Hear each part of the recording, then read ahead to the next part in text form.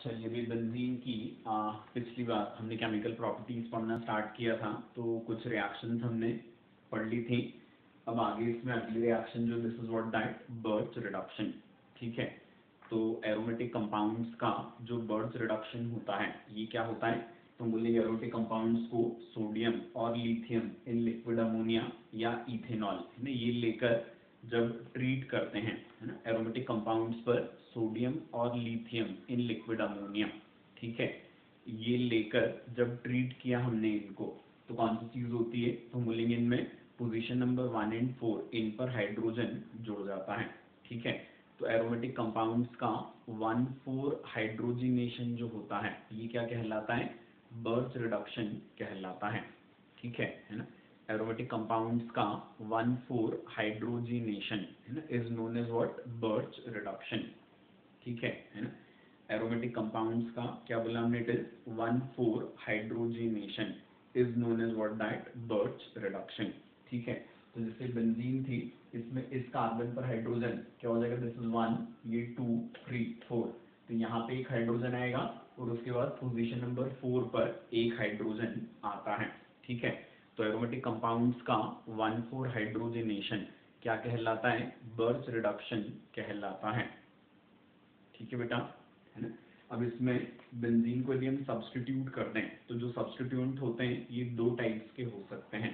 एक कौन से हो जाएंगे, they can be electron releasing, या ये कौन से हो जाते हैं, दीज आर इलेक्ट्रॉन विड्रॉइंग। ठीक है, एक टाइप के सब्स्टिट्यूएंट्स क्या होते हैं, इलेक्ट्रॉन रिलीजिंग होते हैं, और दूसरे टाइप के जो सब्स्टिट्यूएंट्स होते हैं ये क्या रहेंगे, दीज आर इलेक्ट्रॉन विड्रॉइंग। ठीक है, कौन सी वाली चीज होती है इसमें, जैसे मिथाइल है या ओएमई ग्रुप है ना, तो कौन सी चीज हो जाएगी, तो हम बोलेंगे मिथाइल या ओएमई ग्रुप इलेक्ट्रॉन रिलीजिंग है, तो इलेक्ट्रॉन रिलीजिंग ग्रुप्स के केस में हाइड्रोजनेशन जो होता है कहाँ होता है, तो हम बोलेंगे इलेक्ट्रॉन रिलीजिंग ग्रुप के एडजेसेंट कार्बन पर। ठीक है, तो एक हाइड्रोजन यहाँ जुड़ेगा तो उसके रिस्पेक्ट में दूसरा कहाँ आ जाएगा, पोजीशन नंबर 4 पर। ठीक है, तो हम क्या बोलते हैं, जब बेंजीन किससे सब्स्टिट्यूटेड होती है, इलेक्ट्रॉन रिलीजिंग ग्रुप से। ठीक है, तो उस केस में फिर हाइड्रोजनेशन कहाँ होता है, तो हम बोलेंगे एक हाइड्रोजन जुड़ता है इलेक्ट्रॉन रिलीजिंग ग्रुप के एडजेसेंट कार्बन पर और उसके रिस्पेक्ट में फिर 4th कार्बन पर क्या जुड़ेगा, दूसरा हाइड्रोजन जुड़ता है। आया कि बेटा समझ में, है ना। तो क्या बोला हमने, जब बेंजीन किसी से सब्स्टिट्यूटेड होती है तो हम बोलेंगे that is electron releasing group से, तो तब हाइड्रोजनेशन जो होता है वो कहाँ होता है, तो हम बोलेंगे इलेक्ट्रॉन रिलीजिंग ग्रुप के एडजेसेंट कार्बन पर और उसके रिस्पेक्ट में 4th कार्बन पर। ठीक है, तो जब बेंजीन पर क्या रहेगा, तो हम बोलेंगे कोई इलेक्ट्रॉन विड्रॉइंग ग्रुप होता है। ठीक है, जब बेंजीन पर कोई इलेक्ट्रॉन विड्रॉइंग ग्रुप रहेगा तो तब हम कौन सी चीज बोलते हैं, तो हम बोलेंगे तब हाइड्रोजनेशन होता है कहाँ, तो बोलेंगे जिस कार्बन पर इलेक्ट्रॉन विड्रॉइंग ग्रुप था उस पर और उसके रिस्पेक्ट में 4th कार्बन पर। आए बेटा समझ में, है ना। क्या बोलते हैं, जब benzene is substituted with what, it is electron withdrawing group. ठीक है, जब बेंजीन इलेक्ट्रॉन विड्रॉइंग ग्रुप से सब्स्टिट्यूटेड हो तो तब कौन सी चीज होती है, तो हम बोलेंगे तब क्या होता है, तो हम बोलेंगे तब हाइड्रोजन कहाँ जुड़ता है, तो हम बोलेंगे उस कार्बन पर जिस पर इलेक्ट्रॉन विड्रॉइंग ग्रुप लगा है। ठीक है, और उसके रिस्पेक्ट में 4th कार्बन पर क्या जुड़ जाएगा, अगला हाइड्रोजन जुड़ जाता है। आए बेटा समझ में, तो इलेक्ट्रॉन रिलीजिंग ग्रुप यदि है तो बर्च रिडक्शन कहाँ होगा, तो हम बोलेंगे उसके पड़ोस वाले कार्बन पर और उसके रिस्पेक्ट में 4th, जैसे कि ये, तो जब इलेक्ट्रॉन विड्रॉइंग ग्रुप लगा है तो जिस कार्बन पर इलेक्ट्रॉन विड्रॉइंग ग्रुप होता है उसी पर हाइड्रोजन और उसके रिस्पेक्ट में 4th पर क्या आ जाएगा, दूसरा हाइड्रोजन आ जाता है। आया बेटा समझ में, ठीक है। अब इसके बाद फिर नेक्स्ट है ना, आफ्टर बर्च रिडक्शन अगला क्या रहेगा, दैट इज ऑक्सीडेशन, है ना। बेंजीन के ऑक्सीडेशन यदि हम देखें तो हम बोलेंगे एक ऑक्सीडेशन जो होता है ना वो तो क्या हो जाएगा, तो हम बोलेंगे दैट इज कंप्लीट कंबशन। तो लाइक अदर हाइड्रोकार्बन बेंजीन के भी कंप्लीट कंबशन पर क्या बनेगा, it is CO2 and H2O। ठीक बेटा आता है समझ में ना, बेंजीन की कंप्लीट कंबशन पर CO2 H2O बन जाएगा। फिर बेंजीन का यदि अपन V2O5 से ऑक्सीडेशन करवाएं और टेम्परेचर यदि 300 डिग्री सेंटीग्रेड रखते हैं तो ऑक्सीडेशन प्रोडक्ट क्या होता है, दैट इज फिनॉल। ठीक है, बेंजीन का V2O5 से ऑक्सीडेशन, ठीक है, टेम्परेचर 300 डिग्री सेंटीग्रेड, तो प्रोडक्ट इज फिनॉल। और बेंजीन का V2O5 oxidation temperature is 450 degree centigrade, तो क्या हो जाएगा, ये मैलिक एनहाइड्राइड बन जाता है। ठीक है, बेंजीन का V2O5 से ऑक्सीडेशन करवाया हमने, ठीक है, इन टेम्परेचर हाई कर दिया, दैट इज 450 डिग्री सेंटीग्रेड। ठीक है, तो तब इस केस में कौन सी चीज हो जाती है, तो हम बोलेंगे मैलिक एनहाइड्राइड जो रहेगा, है ना, this will be obtained as the oxidation product. Clear हो गया बेटा ये, ना। तो ये सारी बेंजीन की कुछ रिएक्शंस हमने पिछले सेक्शन में देख ली थी, और ये अगले सेक्शन की रिएक्शन है ना, आगे की रिएक्शंस हैं। अब इसके बाद एरोमेटिक हाइड्रोकार्बन्स में अगला सेक्शन क्या रहेगा, that is of alkyl benzene. ठीक है ना। एरोमेटिक हाइड्रोकार्बन्स में अगला सेक्शन कौन सा है, तो हमने बोला that is of alkyl benzene. ठीक है, अल्काइल बेंजीन्स जो होती हैं बेटा, इनको बनाने के लिए, है ना, क्या बोलेंगे हम वो सारे रिएक्शंस यूज करते हैं जो अपन ने बेंजीन के लिए यूज की थी। बस उनमें क्या ध्यान रखेंगे हम, कि जो रिएक्टेंट होता है ना, उसमें क्या लगा देंगे हम, अल्काइल ग्रुप एक्स्ट्रा लगा देते हैं, है ना। जैसे बेंजोइक एसिड था, तो उसका डीकार्बोक्सिलेशन करवाने पर क्या बना था, बेंजीन। ठीक है, तो हम क्या ले लेंगे, अल्काइल बेंजोइक एसिड। ठीक है, और अल्काइल बेंजोइक एसिड का डीकार्बोक्सिलेशन करेंगे तो क्या बन जाएगा, दैट इज अल्काइल बेंजीन बन जाती है ना। अल्काइल बेंजोइक एसिड का डीकार्बोक्सिलेशन, ठीक है, तो उससे क्या बन जाता है, तो हम बोलेंगे उससे फॉर्मेशन हो जाएगा किसका, तो हम बोलेंगे that is of alkyl benzene, है ना। फिर सल्फोनिक एसिड के प्रोटो डीसल्फोनेशन से बेंजीन बनी थी, तो अल्काइल बेंजीन सल्फोनिक एसिड का प्रोटो डीसल्फोनेशन क्या दिलवा देगा, दैट इज अल्काइल बेंजीन, है ना। तो मैं सारे रिएक्शंस बोल के भी नहीं बता रहा हूं मैं, बस कौन सी चीज अपन बोलेंगे कि बेंजीन को बनाने के जो सारे तरीके थे, है ना, उसमें हम क्या करेंगे, रिएक्टेंट जो हमने लिया था, ठीक है, रिएजेंट भी उस पर वही डालेंगे, बस रिएक्टेंट में हम क्या कर देंगे, बेंजीन पर अल्काइल ग्रुप एडिशनल लगवा देते हैं। आते समझ में, ठीक है। तो इससे कौन सी चीज हो जाएगी, तो हम बोलेंगे इससे ये काम अपना बन जाएगा। ठीक है, अब इसके अलावा अल्काइल बेंजीन और कैसे बना सकते हैं बेटा, हम बोलेंगे फ्रेडल क्राफ्ट अल्काइलेशन पढ़ लिया अपन ने, उससे बन जाएगी alkyl benzene. Then Friedel Crafts acylation का जो प्रोडक्ट होता है, उसके ऊपर क्लेमेंसन से वुल्फ-केशनर रिडक्शन, तो उससे भी क्या बन जाएगी, दैट इज बेंजीन, है ना, ये भी अपने पढ़ा हुआ है। अब उसके अलावा यदि अपन देखें ना, फ्रेडल क्राफ्ट अल्काइलेशन के बाद क्या होता है, जैसे ये अराइल हैलाइड है ना, बेंजीन पर यदि हेलोजन डायरेक्टली कनेक्टेड हो तो कंपाउंड्स क्या कहलाते हैं, अराइल हैलाइड। ठीक है, तो अराइल हैलाइड के रिएक्शन सोडियम मेटल और साथ में क्या डाला, alkyl halide in presence of dry ether. ठीक है, this is aryl halide with sodium, साथ में क्या, दिस इज अल्काइल हैलाइड, है ना, ड्राई ईथर के साथ क्या बने यहाँ पे, दैट इज अल्काइल बेंजीन बनी। ठीक है, इसको हम क्या बोलते हैं, that is Wurtz Fittig reaction. जैसे अपने वुड्स रिएक्शन पढ़ी थी, उसमें सिर्फ अल्काइल हैलाइड लिया था, यहाँ पे अल्काइल हैलाइड के साथ क्या ले लिया, दैट इज अराइल हैलाइड। तो क्या हो गया, तो हमने बोला alkyl halide plus aryl halide इन सोडियम, साथ में ड्राई ईथर, क्या बन जाएगा, दैट इज अल्काइल बेंजीन, है ना। क्या है, वुड्स फिटिंग रिएक्शन है। आए बेटा समझ में, है ना, this is Wurtz Fittig reaction. ठीक है, अब इसके बाद फिर अगली चीज जो अपन बोलते हैं कौन सी, अराइल हैलाइड के ऊपर किसका, दैट इज सोडियम मेटल का रिएक्शन यदि हम करवाएंगे। ठीक है ना, अराइल हैलाइड पर सोडियम मेटल का रिएक्शन ड्राई ईथर में, क्या बनेगा इसमें, सिर्फ ये बन जाता है ना, दैट इज बाइफिनाइल, है ना। सिर्फ अराइल हैलाइड हम लेंगे सोडियम मेटल के साथ रिएक्शन, तो बाइफिनाइल बनेगा। रिएक्शन को हम क्या बोलते हैं, that is called Fittig reaction, है ना, reaction is known as Fittig reaction. Clear बेटा ये, है ना। अभी जो ऊपर वाले रिएक्शन है, इसमें क्या है, अपने मन में क्वेश्चन आएगा कि अल्काइल बेंजीन भी बनेगा, बाइफिनाइल भी बनेगा और अल्केन भी बनेगा, तो मिक्सचर मिल रहा है, तो रिएक्शन को यूजफुल माने या न माने, तो हम बोलेंगे कि नहीं, रिएक्शन यूजफुल रहती है, क्योंकि ये जो कंपाउंड्स बन रहे हैं ये इसके साथ अल्केन, तो इनका नेचर जो एक दूसरे से काफी ज्यादा डिफरेंट है, जिस वजह से इन प्रोडक्ट्स का सेपरेशन जो होता है वो आसानी से किया जा सकता है ना। इन प्रोडक्ट्स का सेपरेशन आसानी से हम कर सकते हैं, इस वजह से, है ना, कौन सी चीज हो जाएगी, तो हम बोलेंगे इस वजह से, है ना, क्या हो जाता है, तो हम बोलेंगे इस वजह से, है ना, यहाँ पर क्या हो जाएगा, ये रिएक्शन जो होती है मिक्सचर मिलने के बाद भी यूजफुल होती है। ठीक है, तो it is aryl halide plus alkyl halide, क्या बने, इट इज अल्काइल बेंजीन सिर्फ अराइल हैलाइड लिया सोडियम के साथ तो बाइफेनाइल बना, रिएक्शन को क्या बोला हमने, दैट इज फिटिक रिएक्शन। क्लियर बेटा यहाँ तक का, है ना। अब इसके बाद आयोडोबेंजीन के लिए, है ना, ये रिएक्शन सोडियम के बजाय कॉपर से भी हो जाती है ना। आयोडोबेंजीन को जब कॉपर से रिएक्ट करवाएंगे हम तो क्या बनेगा यहाँ पर फिर से बाइफेनाइल, रिएक्शन को हम बोलते हैं दैट इज उल्मन रिएक्शन। ठीक है, आयोडोबेंजीन की कॉपर मेटल के साथ रिएक्शन होगी तो product is biphenyl, reaction is known as what, that Ullmann reaction. Clear बेटा ये, ठीक है। इसके बाद क्लोरो या ब्रोमोबेंजीन पर उल्मन रिएक्शन नहीं होता, है ना।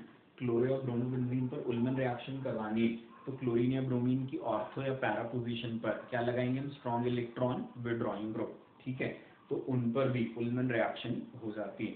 तो उल्मन रिएक्शन नॉर्मल क्लोरोब्रोमोबेंजीन पर नहीं होती, लेकिन क्लोरो या bromobenzene substituted with strong electron withdrawing group, इन पर उल्मन रिएक्शन हो जाती है। प्रोडक्ट में बाइफेनाइल पर वो जो इलेक्ट्रॉन विड्रॉइंग ग्रुप है वो हमको दिख जाएगा। ठीक है ना।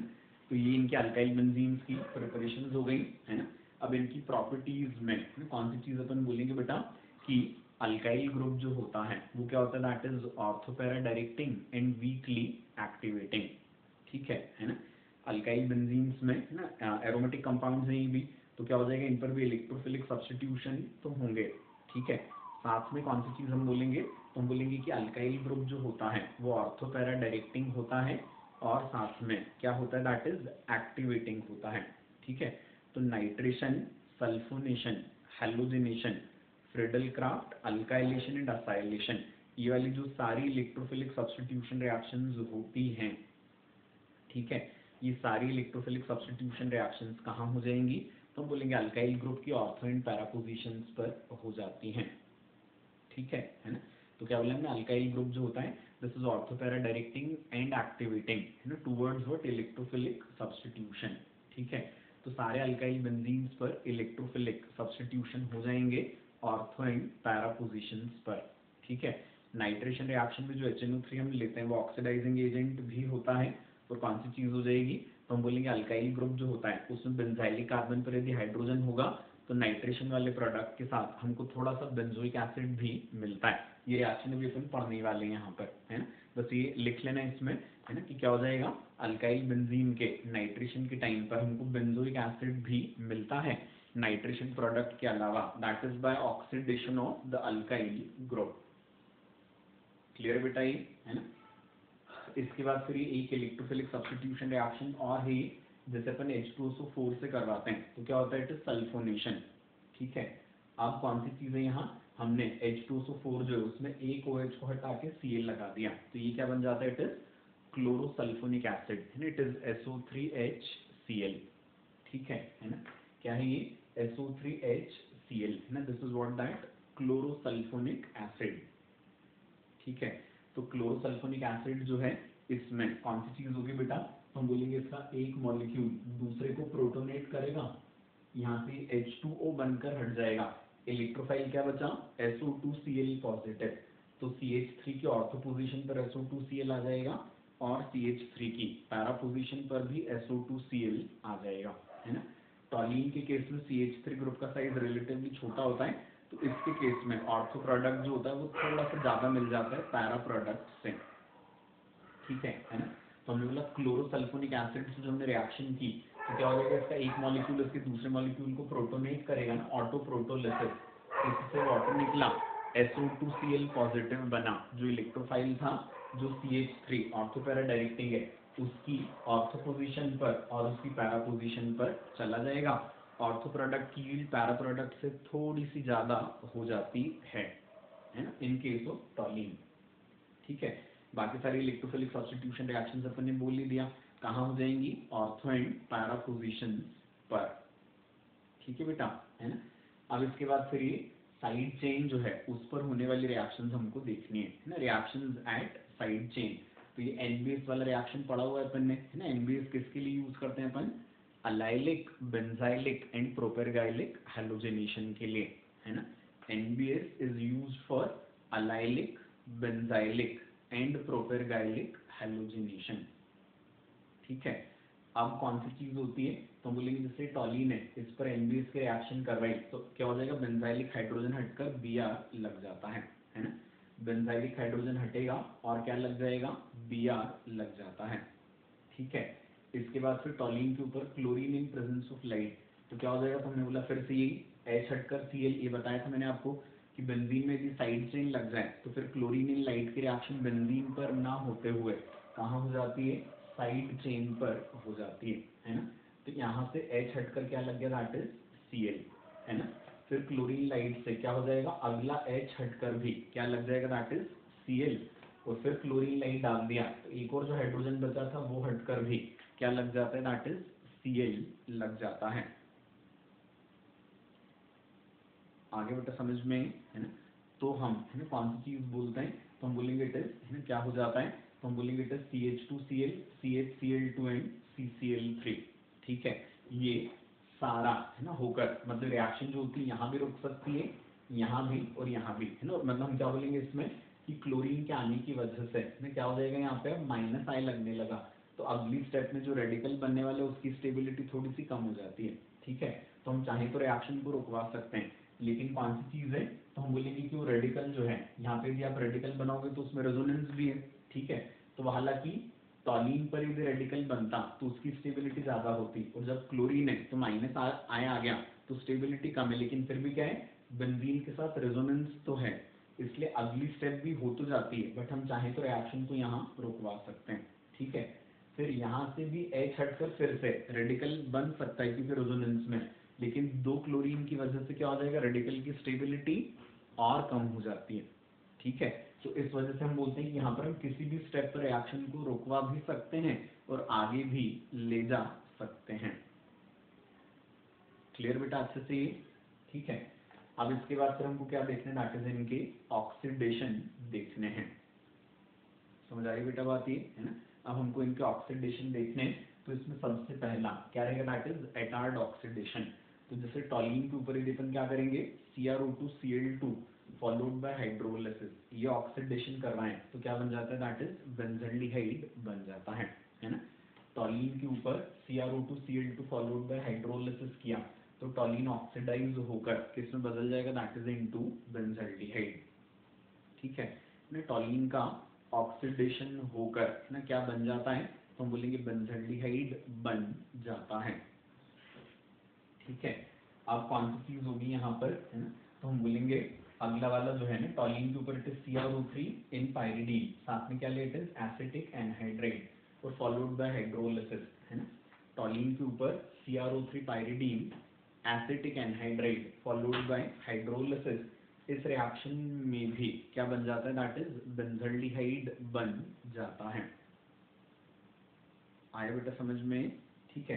तो ये दोनों ऑक्सीडेशन है जिनमें दोनों में बेंजल्डिहाइड बना है, ये दोनों रिएक्शंस बेंजल्डिहाइड की प्रिपरेशन में काम आती हैं, है ना। अब नेक्स्ट वाली रिएक्शन जो बेटा क्वेश्चंस के लिए काफी इंपॉर्टेंट होती है ना, कौन सी होती है, तो हम बोलेंगे अल्काइल बेंजीन्स में यदि बेंजाइलिक कार्बन, ये वाला जो कार्बन होता है, इस पर यदि मिनिमम एक हाइड्रोजन हो, है ना। अल्काइल बेंजीन्स में बेंजाइलिक कार्बन पर यदि मिनिमम एक हाइड्रोजन है तो कौन सी चीज हो जाएगी, तो हम बोलेंगे तब KNO4 के साथ रिएक्शन करवाने पर हमेशा हमेशा के लिए क्या बन जाता है, दैट इज बेंजोइक एसिड बन जाता है ना, irrespective of the carbon number in the side chain. ठीक है, तो ये टॉलिन है, इस पर KNO4 ऑक्सीडेशन से क्या बनेगा, तो हम बोलेंगे बेंजोइक एसिड बनता है। आते बेटा समझ में, है ना। टॉलिन पर KNO4 ऑक्सीडेशन से हमेशा है ना बेंजोइक एसिड बनेगा, है ना, irrespective of the carbon number in the side chain. आगे बेटा बात समझ में, है ना। तो जैसे टॉलिन है, एक कार्बन था बेंजोइक एसिड बना, ये इथाइल बेंजीन है, इसमें बेंजाइलिक कार्बन पर दो हाइड्रोजन है ना, एक होना चाहिए मिनिमम, तो इसमें दो कार्बन थे फिर भी बेंजोइक एसिड बना। ये आइसोप्रोपाइल बेंजीन है, इसमें क्या है, तीन कार्बन, लेकिन बेंजाइलिक कार्बन पर एक हाइड्रोजन अभी भी है, तो यहाँ कार्बन के नंबर से कोई लेना देना नहीं, प्रोडक्ट फिर से क्या बना, बेंजोइक एसिड। ठीक है, फिर जैसे यहाँ पे बेंजीन पे क्या लगा दिया अपन ने, साइक्लोपेंटेन, लेकिन जो बेंजाइलिक कार्बन इस पर एक हाइड्रोजन है तो फिर से क्या बनेगा, दैट इज बेंजोइक एसिड। फिर कौन सी चीज है यहाँ पर, ये है ना कौन सा ग्रुप लगा है यहाँ पे, इट इज ब्यूटिनाइल ग्रुप लगा हुआ है ना, इट इज अनसैचुरेटेड वाला, ठीक है। तो कौन सी चीज हो जाएगी यहाँ भी ना, ब्यूटिनाइल नहीं बोलेंगे, ब्यूटिनाइल में तो डबल बॉन्डेड कार्बन से जुड़ेगा ना, it is what that unsaturated chain है, बट फिर भी क्या होगा, इस कार्बन पर एक हाइड्रोजन है, तो प्रोडक्ट क्या ही बनेगा, दैट इज बेंजोइक एसिड, ठीक है। फिर जैसे स्टाइरीन लिया हमने, तो इसमें भी इस कार्बन पर एक हाइड्रोजन है, प्रोडक्ट क्या बना, बेंजोइक एसिड, है ना।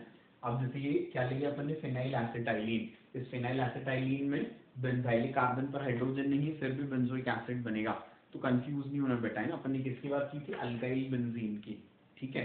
उनमें क्या होना चाहिए, इस कार्बन पर हाइड्रोजन, ये अल्काइल नहीं है, ये तो क्या है, अल्काइल अल्काइनाइल बेंजीन है, ठीक है। बट इसमें बेंजोइक एसिड क्यों बन रहा है, तो हम बोलेंगे कि हमने कौन सी चीज पढ़ रखी है बेटा, कि अल्काइंस का हॉट KMnO4 ट्रीटमेंट करवाने पर हमेशा क्या बनते हैं, दो कार्बोक्सिलिक एसिड, ठीक है। तो इसके ऑक्सीडेशन से नॉर्मली क्या बनता है, दो एसिड्स बनते हैं, तो बन गए, एक बनेगा बेंजोइक एसिड, दूसरा फॉर्मिक एसिड, जो चला जाएगा CO2 में, है ना। तो वो जो स्टेटमेंट अपन ने बोला, that is important to keep in mind, है ना। अल्काइल बेंजीन्स में बेंजाइलिक कार्बन पर मिनिमम एक हाइड्रोजन हो, तो KMnO4 ऑक्सीडेशन पर क्या बन जाता है, तो हम बोलेंगे बेंजोइक एसिड बन जाता है। आता है बेटा समझ में, ठीक है। अब कौन सी चीज अपन बोलेंगे इसमें ना, तो इसका ऑक्सीडेशन जो अपन ने करवाया है, ये किसके हिसाब से करवाया, अल्काइंस के ऑक्सीडेशन के जो रूल्स हमने पढ़े थे उसके हिसाब से, और अल्काइंस के हॉट KMnO4 पर क्या बनता है, दो एसिड्स, तो यहाँ पर एक कौन सा बनना था, बेंजोइक एसिड, तो बन गया, ठीक है ना। तो this is something very important reaction to keep in mind, है ना। अब इसके बाद जैसे ये क्या है, टर्शरी ब्यूटाइल बेंजीन, या 3 डिग्री अल्काइल ग्रुप लगा है बेंजीन पर, तो यहाँ पर बेंजाइलिक कार्बन पर इस बार एक भी हाइड्रोजन नहीं है, ठीक है। तो इसको आंसर कैसे करना, तो दो तरीकों से, एक तो हम क्या बोलेंगे, KMnO4 के साथ हीटिंग की हमने, तो क्या हो जाएगा, यहाँ पे बेंजाइलिक कार्बन पर हाइड्रोजन नहीं है, तो हम बोलेंगे इट इज नो रिएक्शन, ठीक है ना। क्या बोला है, टर्शरी ब्यूटाइल बेंजीन, या बेंजीन पर हमने 3 डिग्री अल्काइल ग्रुप लगा दिया, इस बेंजाइलिक कार्बन पर एक भी हाइड्रोजन नहीं था, है ना। अब हमने KMnO4 से रिएक्शन करवाई, तो कौन सी चीज हो जाएगी, तो हम बोलेंगे KMnO4 से रिएक्शन करवाने पर क्या हो जाता है, तो हम बोलेंगे answer will be no reaction initially, ठीक है। अब देखें यदि KMnO4 डालकर हम यहाँ पर काफी ज्यादा स्ट्रॉन्ग हीटिंग करवा दें, है ना, KMnO4 जो है ना, इसको डालकर हमने टर्शरी ब्यूटाइल बेंजीन पर काफी स्ट्रॉन्ग हीटिंग करवा दी, ठीक है। तो कौन सी चीज हो जाएगी, तो हम बोलेंगे यहाँ ये वाला जो कार्बन था, जो टर्शरी ब्यूटाइल ग्रुप से कनेक्टेड है, ठीक है, इस कार्बन को छोड़कर बाकी सारे जो कार्बन कार्बन डबल बॉन्ड्स हैं वो टूटेंगे, वो 5 कार्बन किस में चले जाएंगे, दैट इज इनटू CO2, और ये वाला कार्बन जो टर्शरी ब्यूटाइल ग्रुप से कनेक्टेड था, ये किस में चला जाता है, दैट इज इनटू COOH, ठीक है ना। ये चला जाएगा किस में, तो हम बोलेंगे ये COOH में चला जाता है, ठीक है। अब कौन सी चीज, तो हम बोलेंगे टेम्परेचर इतना ज्यादा था कि ये टूटता है, यहाँ से H हटेगा, CO2 उड़ेगा बाय फ्रेगमेंटेशन, और यहाँ से जो H हटा था वो इस कार्बन पर से एक और H लेके ना H2 हटा देता है, CO2 H2 हटेगा, और इस कार्बन और इस कार्बन में पाई बॉन्ड बनकर क्या बन जाता है, दैट इज आइसोब्यूटीन, ठीक है। अब क्या होगा, अल्कीन्स का हॉट KMnO4 ऑक्सीडेशन पड़े हुए बेटा अपन ने, है ना, ये कार्बन टर्मिनल कार्बन था, इस पर एक हाइड्रोजन था, क्या बनाया इसने, फॉर्मल्डिहाइड, फॉर्मिक एसिड, वो CO2 में चला गया, और ये किसमें बदल जाएगा, दैट इज इनटू कीटोन, ठीक है। कीटोन्स का भी नॉर्मली हम क्या बोलते हैं, ऑक्सीडेशन मुश्किल होता है, लेकिन यहाँ पर क्या है, KMnO4 के साथ इतनी स्ट्रॉन्ग हीटिंग थी कि कीटोन का भी ऑक्सीडेशन हो जाएगा, और कीटोन्स का ऑक्सीडेशन कैसे होता है, तो बोलेंगे कार्बन कार्बन बॉन्ड टूटकर, ठीक है। तो यहाँ से आप इधर से बॉन्ड तोड़ो या यहाँ से तोड़ो, एक ही बात है ना, एक हिस्से में एक कार्बन आएगा, एक हिस्से में दो कार्बन, और कीटोन्स के ऑक्सीडेशन पर क्या बनते हैं, दो कार्बोक्सिलिक एसिड्स बनते हैं, है ना। क्या बोलेंगे बेटा, कीटोन्स के ऑक्सीडेशन पर दो कार्बोक्सिलिक एसिड्स बनेंगे, है ना। तो कौन सी चीज हो जाएगी, तो हम बोलेंगे यहाँ पे, है ना, 3 कार्बन, एक में दो, एक हिस्से में दो आए, एक हिस्से में एक, तो एक कार्बन वाला एसिड इज फॉर्मिक एसिड, जो चला जाएगा फिर से CO2 में, और दूसरे हिस्से में दो कार्बन थे, वो बदले किसमें, वो किसमें चले जाएंगे, that is into acetic acid, ठीक है। तो इस रिएक्शन का जो फाइनल प्रोडक्ट होगा, वो फाइनल प्रोडक्ट क्या होगा बेटा, दैट इज एसिटिक एसिड, ठीक है। तो टर्शरी ब्यूटाइल बेंजीन के साथ KMnO4 एंड हीटिंग इनिशियली तो हम क्या ही बोलेंगे, दैट इज नो रिएक्शन, लेकिन जब स्ट्रॉन्ग हीटिंग करते हैं तो फिर पैटर्न ये हो जाता है, and final product is what, that acetic acid. आया बेटा समझ में अच्छे से यहाँ तक का, है ना। तो ये अपना एरोमेटिक हाइड्रोकार्बन वाला सेक्शन खत्म हो गया। अब नेक्स्ट टर्म से अपन अगला चैप्टर पढ़ेंगे।